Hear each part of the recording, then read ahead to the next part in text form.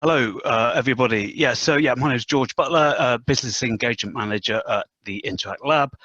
We're based at the University of Sussex and part of the Creative Technology Group. We have a mixed group of research disciplines: engineering, computer science, interactive design, and there's a team of 20 with a range of hardware and software skills. And we're developing particle-based displays, virtual reality, haptics, acoustic levitation, metamaterials.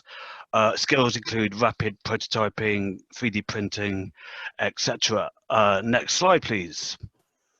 So our goal is modular, scalable wireless particle-based displays for holograms, communications, and in-air VR haptics.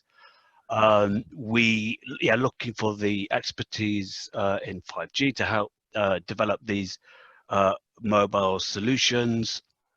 We have patents for our technology and potential partnerships with Ultraleap, which help develop some of the basics of our ultrasound technology.